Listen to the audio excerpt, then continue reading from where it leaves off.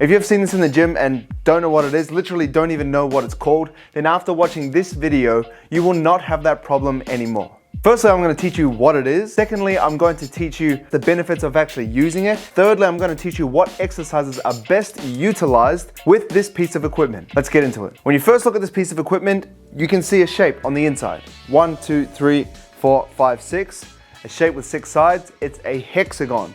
And this is called a hex bar. But it's also known as a trap bar. And that is mainly because when this piece of equipment was first made back in the 80s by someone called Al Gerard, it was often used as a trap bar shrug. So you would stand up like this and you would shrug like that to develop your traps or your trapezius, which is a muscle in your upper back. But now you know what it's called, let's move on to why we use it. Let me get a barbell. When we use a barbell, the thing that we struggle with the most is often our lower back feeling pain when we do certain exercises. Let's look at a deadlift to be quite simple. When we come through here, often when we're doing the deadlift, the barbell can cause pain in our lower back because it's too far away from our legs. And when we hold it out here, we can instantly feel some tension in our lower back, but if we keep it nice and close to our center of gravity, we can often alleviate that lower back pain. Now, as we get more fatigued and as our form gets a little bit more sloppy, it just happens when we're deadlifting or if we're squatting, for example, we can squat down and instead of staying nice and upright, keeping the weight over the middle of our foot, if we're doing a back squat like this, or if we're doing a low bar, keeping the weight over the middle of our foot, whatever exercise we're doing, as we get more fatigued, or if we don't have good technique full stop, we can often feel a little bit of lower back pain because the barbell that we're using is not aligned with our center of gravity. And that's why we can use the trap bar or the hex bar to help fix this problem. When we use the trap bar, we stand inside it. So our weight that we're lifting for whatever exercise that we're doing is around us. So it's already right in the middle of our center of gravity. Therefore, it's quite rare that you'll experience lower back pain whilst using the trap bar when we're doing things like deadlifts, even if we're doing squats, whatever exercise we're doing, even the bent over row we can do. When we're utilizing these exercises, the weight stays around our body, which helps with lower back pain. Obviously, this doesn't reconcile the fact that using a barbell, you need to correct your technique. You still need to do that, but this is a good place where I like to start people that are often beginners or intermediate lifters. Obviously you can do it when you're advanced too, but you should be a bit more equipped to use the barbell as you get more advanced. Another reason that I like to use the trap bar is because it has a neutral grip.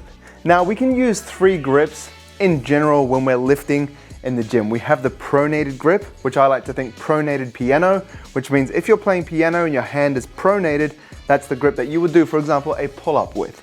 And then we have the supinated grip. And with supinated, I like to think holding a soup because it sounds like supinated. So if you're holding a soup, your hands are going to be underneath. Therefore, we're going to do a chin up with this grip, supinated. And then we have neutral. And I like to think of driving a car. That's manual because when the cars are neutral, your hand is like this. So when we're using the trap bar, the handles are always neutral, and that's often better for our shoulder health. So if people have shoulder problems and we're doing upper body exercises like a bent over row, a neutral grip bent over row will often feel better. Even when doing trap bar shrugs and we're shrugging with a neutral grip, that often feels better in the shoulder than it does if I was having a barbell pronated and lifting like that. Now we can tick off what this piece of equipment is. We can also tick off why we use it. Now let's break down some exercises that we do with the trap bar to help build muscle and get strong. First off, let's put some weight on it. The first exercise we're going through is the trap bar deadlift. Just a few technique tips before we lift off. With our feet, we want them not too wide.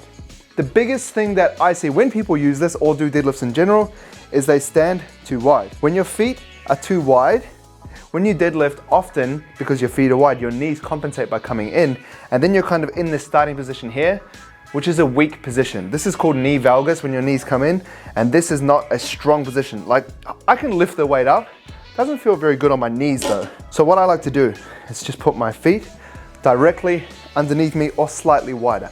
But whatever stance you have, you need to be in a position, your starting position needs to allow your knees to come out. Now this is a nice, strong lifting position. Now some points on the deadlift as well. We want to be tight before we lift, so that means engaging your lats. So your crown of your head is going to the ceiling. So that's going to kind of be like this. See how I'm not kind of like looking up or straining my neck, but the top of my head, like as if I was a puppet, is getting pulled up like that. And it kind of makes me tall. And then as I get taller, that can help me get into a position to engage my lats by driving my shoulder blades down and kind of pulling on the weight as I get into the starting position. So my knees are out, there's no slack in the bar, and my lats are engaged. Now all I have to do in this position is literally just push the world away, drive through my feet, boom. I lock out, I stand up, both of my legs are straight. We definitely don't want to throw our hips forward. This is a big no-no at the top of the deadlift, it's dangerous. And then all we do is literally reverse it. We just come down and my knees are still in line with my toes. My toes are slightly pointed out. They're not just straight on, they're definitely not facing in. Once again, a weak position. And the great thing about this, for people when they're just learning like beginners, is the range of motion is less. So as you can see, the height of the trap bar is here.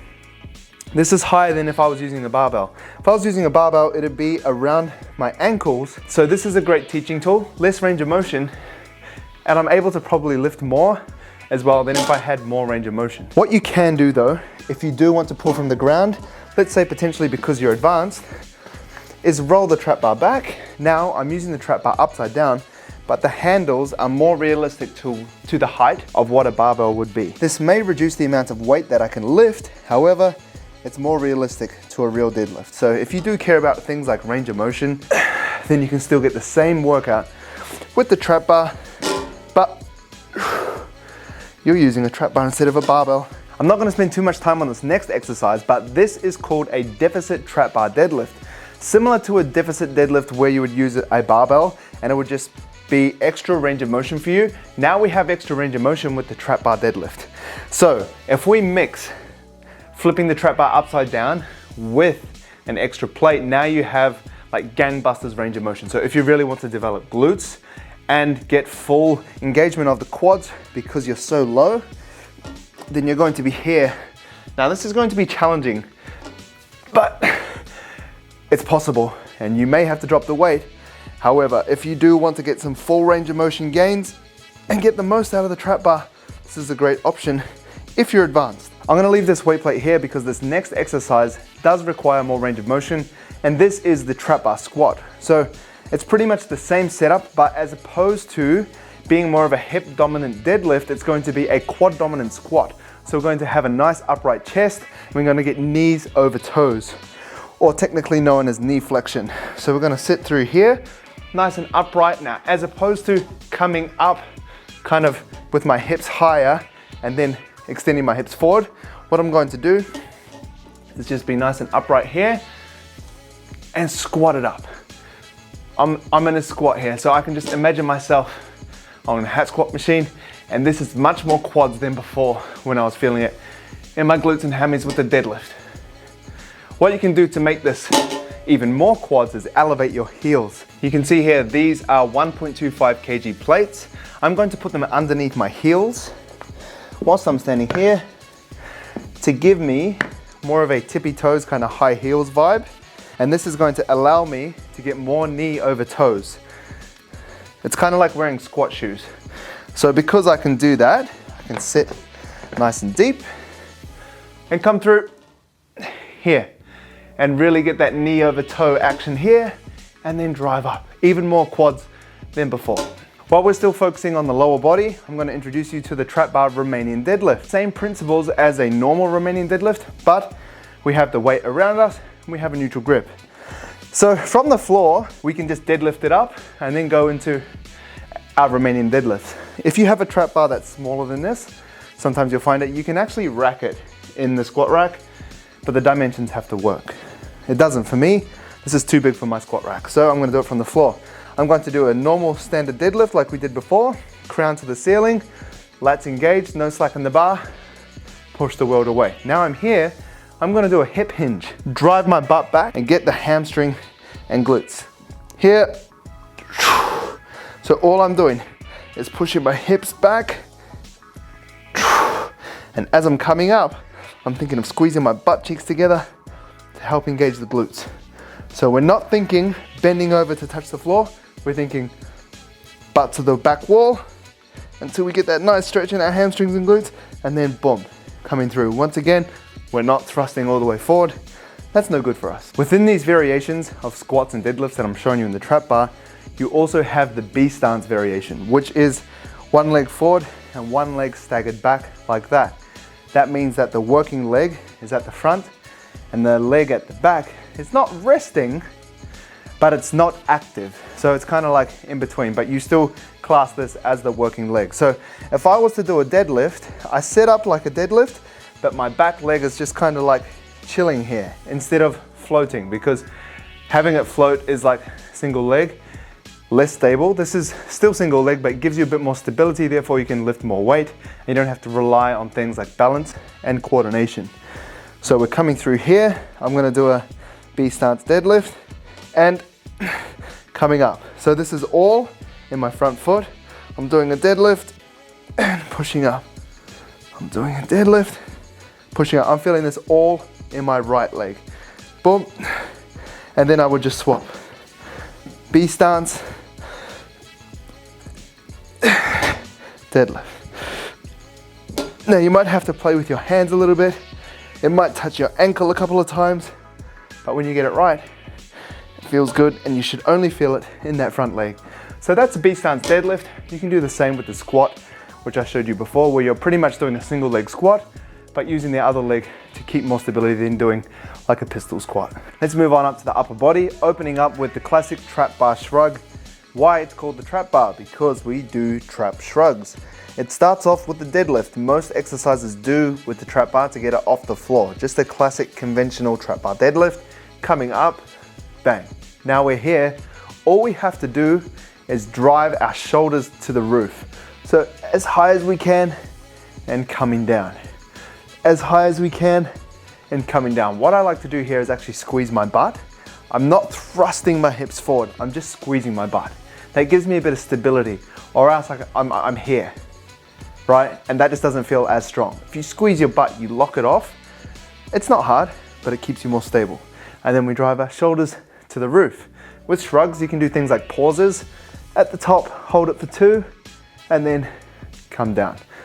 Hold it for 2, and come down. Or you can do things like 1 and 1/4 to make them a bit more trickier. Up, little quarter rep, back up, and down.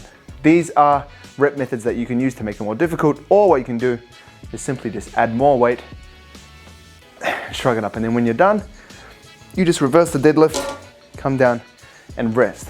Personally, this feels a lot better for me when I'm doing trap bar shrugs as opposed to barbell shrugs, the trap bar bent over row. We still get into the deadlift position, but we don't need to stand up to get the weights off the floor and then go into the bent over row. All we have to do is come up slightly off the floor to our bottom position and then row up from there. When we're doing this row, I like to think, instead of thinking of just like pulling the weight up, I like to think of driving my elbows back. And when we're doing back exercises, same with pull-ups, I like to think of our elbows because our elbows really help us engage our back. If we just think of grabbing things and pulling them, we often overutilize our biceps. And look, I'm not against getting bicep gains, but your biceps are never going to be as strong as your rhomboids or your lats. These are much bigger muscle groups. So if you do want to be stronger, I'd recommend thinking of your elbows as you do the back. So I come just off the floor with my deadlift. It's floating. Now I'm driving my elbows back and doing my bent over row. 1, 2, elbows up. 3, just above the floor. 4, 5. And when I'm doing this, I want to make sure that I'm just holding my position and rowing. I don't want to be coming like this, getting a bit of humpy action. We don't need to do that. Then we're not utilizing our back, we're utilizing our hips, which is not going to get us more back gains. Moving on, trap bar, pendlay row. This is pretty similar, but what we're doing is doing extra range of motion in the row, and we're rowing from the floor. So it just stays here. We get into our bent over position and we just think of driving those elbows back. In this bent over position, because it's a bit more bent over than the bent over row because we're above the floor, now we have more range of motion, so we're down here. Now I'm almost thinking of driving my elbows to the roof. I'll show you 5 reps. 1, 2, controlling the eccentric. 3, 4, 5. Once again, my lower back feels fine because the center of gravity is sorted. The trap bar can also be utilized for exercises like overhead press, because you have that neutral grip like I've said, or the floor press, pushing from the floor, so you're like doing a bench press from the floor. But the trap bar has to fit a squat rack safely. Like I said, this is too big to fit in the squat rack, so I can't show you those. But I have used trap bars which are a little bit smaller that allow me to press overhead because I can rack it like a barbell, or do the floor press from the floor. But other alternatives are obviously with a neutral grip. You can do dumbbells, seated, overhead press to get the same thing, or you can do a floor press with a barbell or dumbbells from the floor if you want to do the floor press as well. If you have any other exercises that you use with the trap bar, let me know in the comments, I'd love to know. Before I leave, I just want to say thank you. We've hit 13,000 subscribers. I know it doesn't seem like a lot, but it's a lot for me on YouTube, even though on Instagram I have 237,000, on Facebook I think I have maybe 28, 29,000. YouTube is a bit of a grind, but the last video that I showed did the best in comparison to the most recent videos. So thanks for directing me in the direction of this video, which is more training specific content. You really liked the last video, which if you do want to watch, I'm going to put here. And these are 4 types of lateral raises that you may not have heard of to help grow width in your shoulders to develop that superhero Dorito back, V-taper, men's physique type of physique. Check it out.